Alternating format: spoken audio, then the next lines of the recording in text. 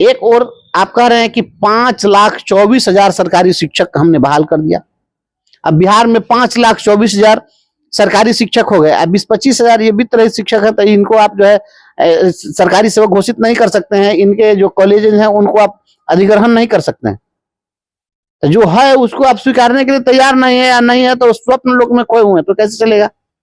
सपना देखिए, आपके सपने को हम सलाम करते हैं। हौसला हिम्मत रखिए कि हम कर लेंगे, हम उसको भी सलाम करते हैं। लेकिन जो अब तक जो स्थिति बनी हुई है, जो जिन चीजों में आप विफल हुए हैं, उन विफलताओं को देख करके तो नहीं लगता है कि आपके सपने पूरे हो पाएंगे। फिर ऐसा ना हो कि डिग्री कॉलेज खोल करके फिर अपने बंद करना पड़े। जो दीपक आप ही जलाए वो दीपक आप ही बुझाइएगा। पनोरमा ग्रुप, जो सोचता है वो करता है। आपके अपने सपनों का आशियाना।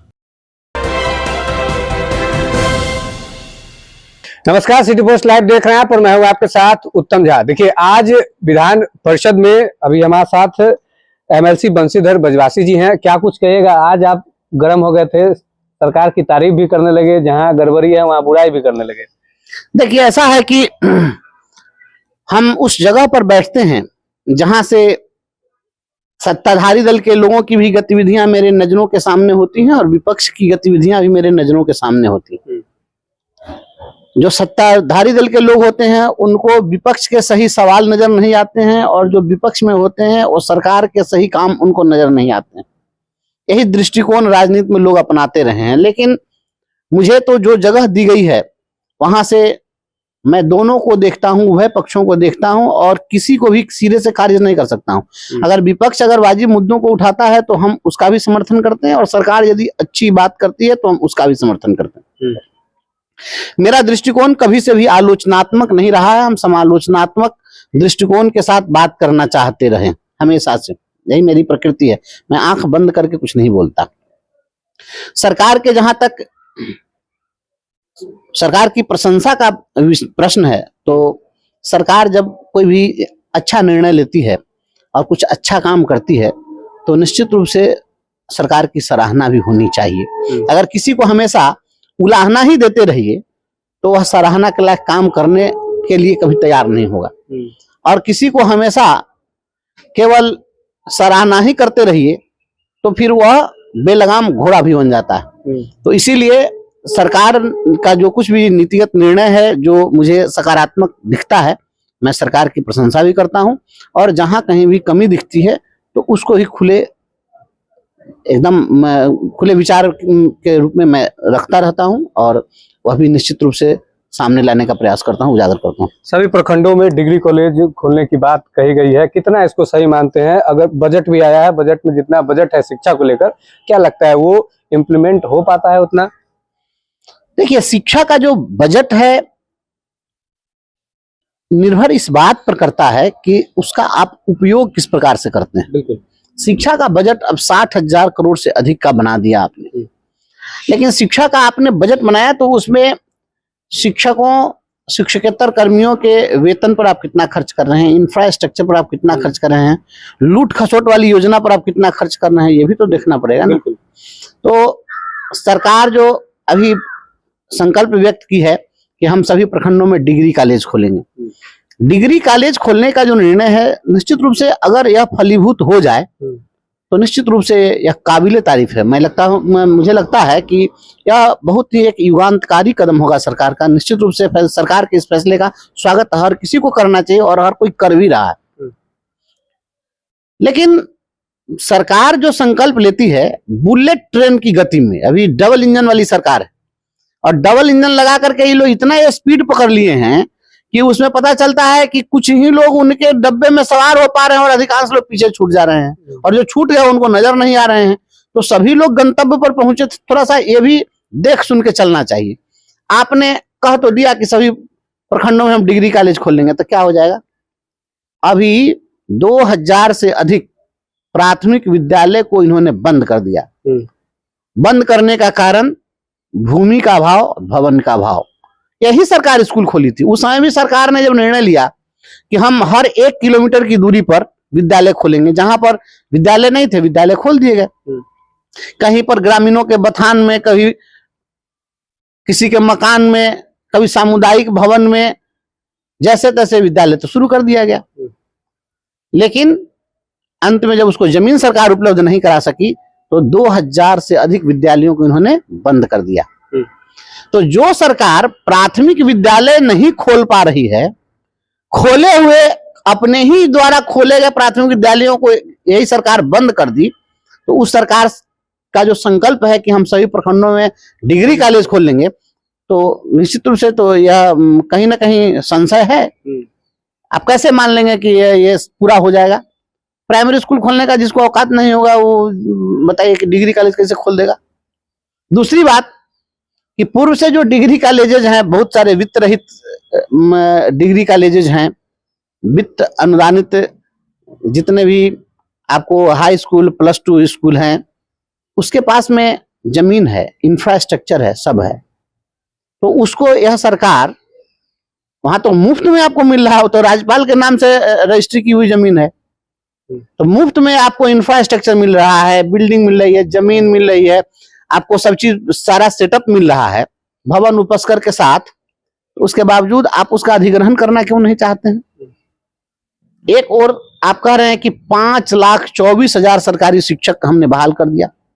अब बिहार में 5,24,000 सरकारी शिक्षक हो गए। अब 20-25,000 ये वित्त रहित शिक्षक है, तो इनको आप जो है सरकारी सेवक घोषित नहीं कर सकते हैं, इनके जो कॉलेजेस हैं उनको आप अधिग्रहण नहीं कर सकते हैं। तो जो है उसको आप स्वीकारने के लिए तैयार नहीं है, या नहीं है तो स्वप्न लोक में खोए हुए हैं, तो कैसे चलेगा? सपना देखिए, आपके सपने को हम सलाम करते हैं, हौसला हिम्मत रखिए कि हम कर लेंगे, हम उसको भी सलाम करते हैं। लेकिन जो अब तक जो स्थिति बनी हुई है, जो जिन चीजों में आप विफल हुए हैं, उन विफलताओं को देख करके तो नहीं लगता है कि आपके सपने पूरे हो पाएंगे।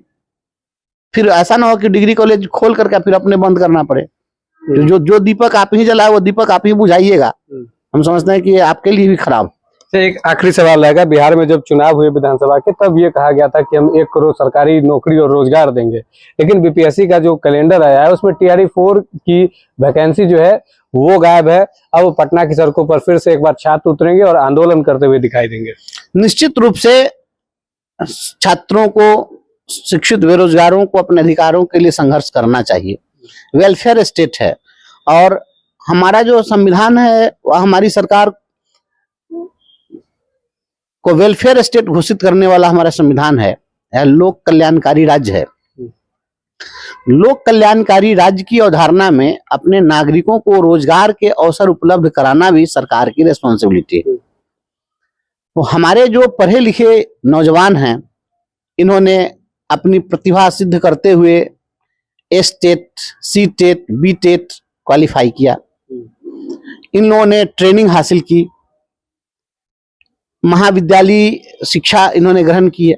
तो इस सब कुछ के बावजूद इनको नौकरी नहीं मिल पाए और सरकार ने पहले संकल्प व्यक्त किया कि हम TRE-4 लाएंगे और सबको हम अपॉइंट करेंगे। तो आखिर इस अपॉइंटमेंट अब बाधा क्या है? क्या सरकार केवल और केवल चुनाव के दृष्टिकोण से काम करना चाहती है कि जब चुनाव आएगा तभी हम करेंगे? जब आपकी मंशा अगर ठीक है तो जो बीपीएससी ने कैलेंडर जारी किया उसमें TRE-4 की परीक्षा का समाहित क्यों नहीं किया? उसका भी तो बनाना चाहिए था प्रोग्राम। तो आपने उसको नहीं बनाया, तो निश्चित रूप से मंशा पर तो सवाल खड़े हो ही जाएंगे।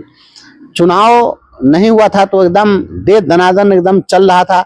बिहार तो छोड़िए, यूपी से भी लोगों को ला करके आप बहाल कर रहे थे, कर्नाटका से भी लोग आ गए, यहाँ पर बहाल हो गए, नहीं हरियाणा से आ गए, उत्तर प्रदेश से आ गए, दिल्ली से आ गए, पूरे भारत से लोग यहाँ पर आ गए।